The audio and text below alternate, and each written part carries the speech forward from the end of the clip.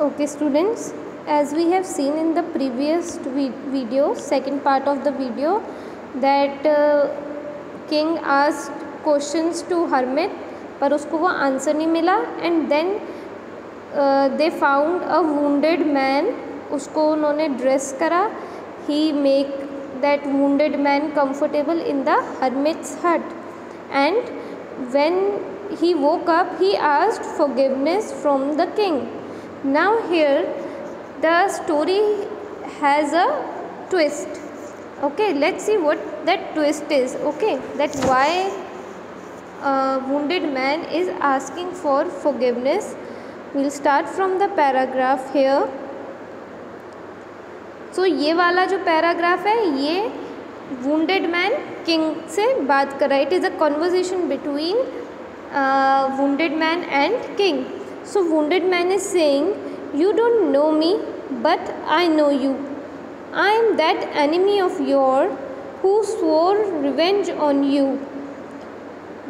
But because you put my brother to death and seized my property, I knew you had gone alone to see the hermit, and I made up my mind to kill you on your way home. But the day passed and you did not return. So I left my hiding place and I came upon your bodyguard, who recognized me and wounded me. I escaped from him, but I should have died.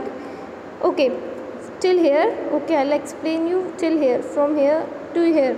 तो यहाँ पे वो forgiveness का reason बता रहा है king को, that I am that enemy जिसने स्वेयर करा था, मीन्स कसम खाई थी कि वो किंग को मार देगा, बिकॉज किंग ने उसके ब्रदर को मार दिया है और उसकी प्रॉपर्टी सीज़ की थी. सीज़ मीन्स उसने उसको अपने नेम करवा ली है या बंद करवा दी है, मतलब उस वुंडेड मैन से उसने कह लो छीन ली थी वो प्रॉपर्टी.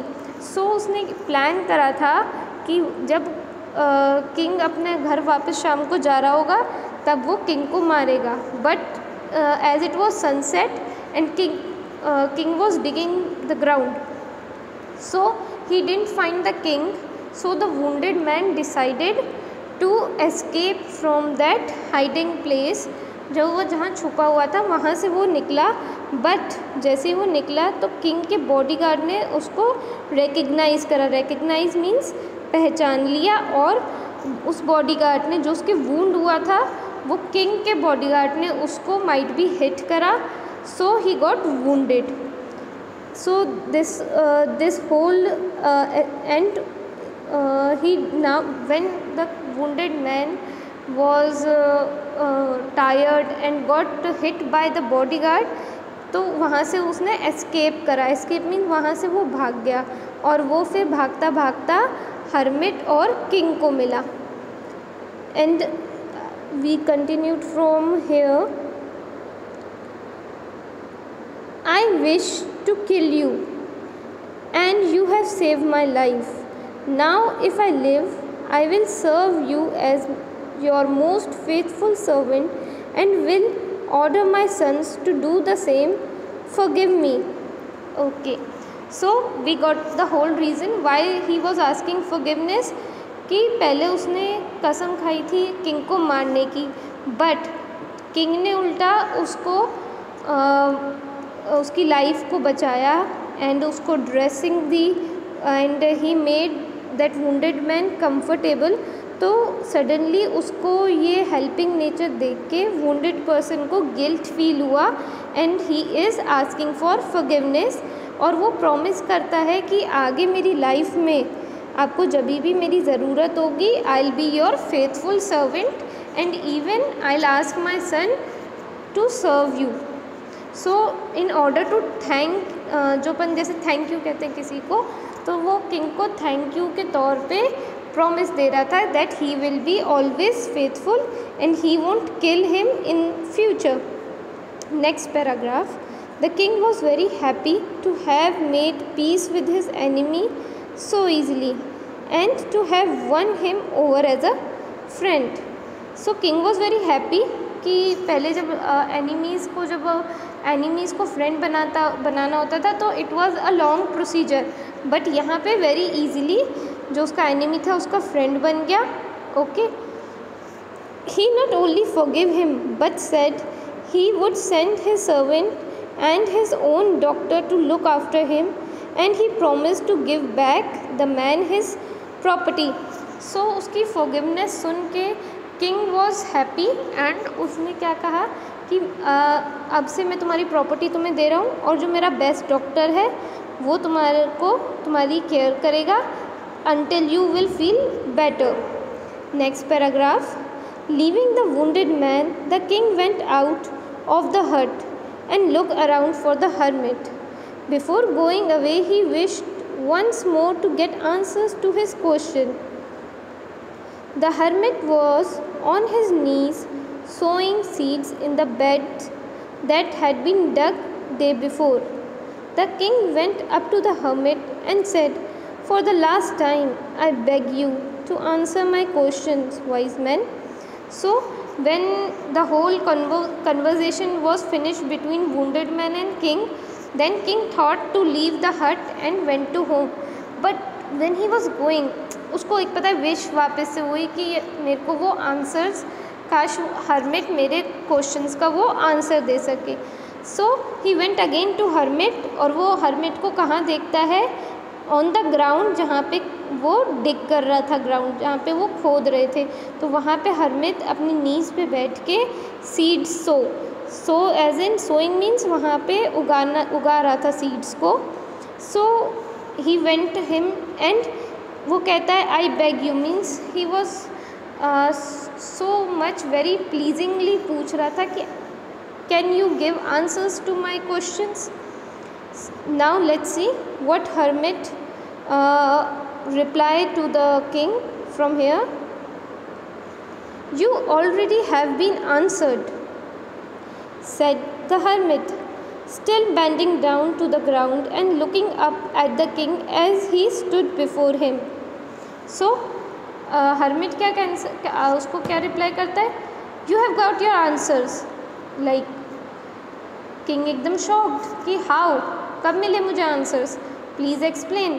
तो वो अब क्या यहाँ पे नेक्स्ट लाइन में यही कह रहा है, how I have been answer, what do you mean. तो अगेन किंग क्या हो गया, अगेन एक और क्वेश्चन आ गया कि वो पूछ रहा है कि मुझे आंसर्स कब मिले। Don't you see. So in this paragraph it is a reply from again hermit from here. "Do you not see?" replied the hermit. "If you had not pitied my weakness yesterday and had not dug these beds for me, you would have gone away. Then that man would have attacked you, and you would have wished you had Then that man would have attacked you, and you would have wished you had stayed with me." Okay, so now he is giving answer by connecting to situation जो कि एक दिन पहले हुई थी। तो उसने कहा कि तुमने पिटीड मीन्स मेरे पे तरस खाया था, ओके, कि मैं वीक हूँ तो तुमने मेरी हेल्प करी, और अगर तुम वो मेरे पे तरस नहीं खाते और वापस अपने घर जाते तो ये पर्सन तुम्हें अटैक कर लेता। एंड ये सब होने के बाद you decided to stay here with me in the hut, being as a normal person. So the most important time was when, see from here, यहाँ से वो अपने जो 3 क्वेश्चन है यहाँ से अपन को आंसर्स मिलने शुरू होंगे by how hermit is connecting situation with जो एक दिन पहले हुई थी। So the most important time was when you were digging the beds and I was the most important man, and to do me good was your most important business. तो 3 questions का answer क्या था? पहले उसको था कि कौन सा टाइम सबसे बेस्ट है, तो टाइम उसने बता दिया, वो टाइम बेस्ट था कि जब तुमने मेरी हेल्प करने का सोचा।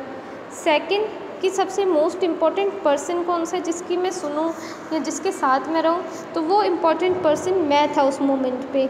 And what was the most important thing to do?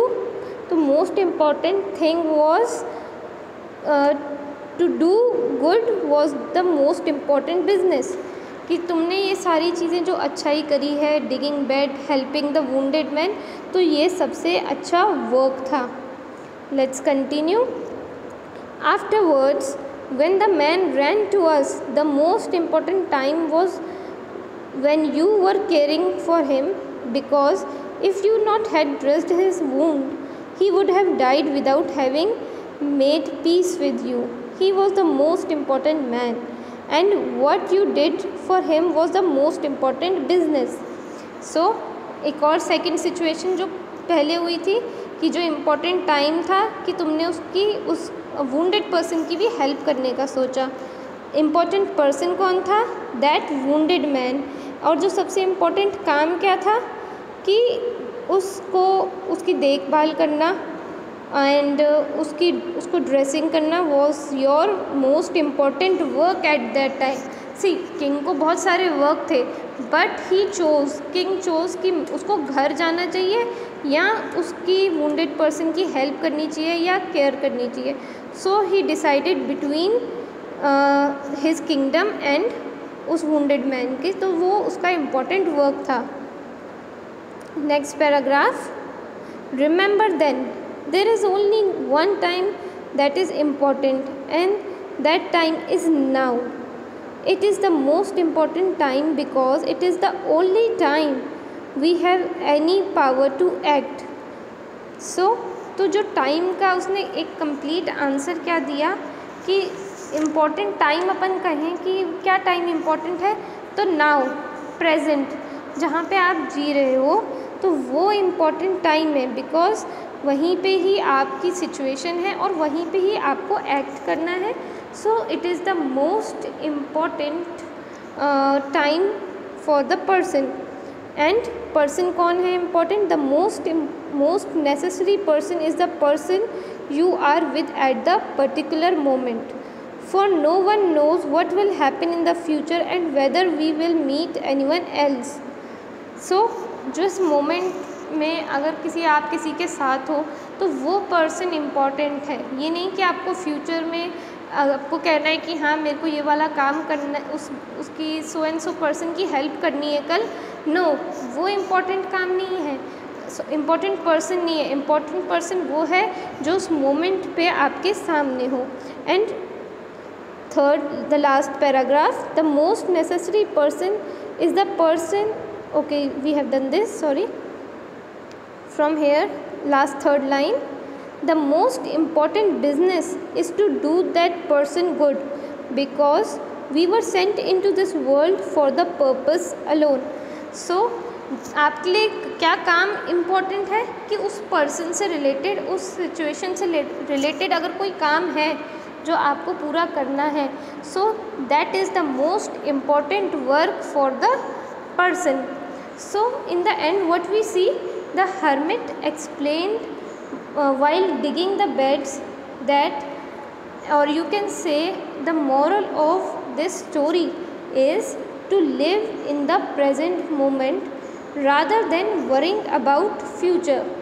We should live in a present, okay, like with wisdom, kindness, so automatically our future will become good. So अपन को present में जीना है, and कैसे जीना है? by being good, by being kind to others, and with wisdom, like we should know what is wrong, what is right, and what should be done at that present moment. I hope you like this chapter, and I hope you can now get answers to your questions also, so you can relate this story with your whenever you need answers to some question. Okay, happy learning. Thank you. That's all for this chapter. Take care.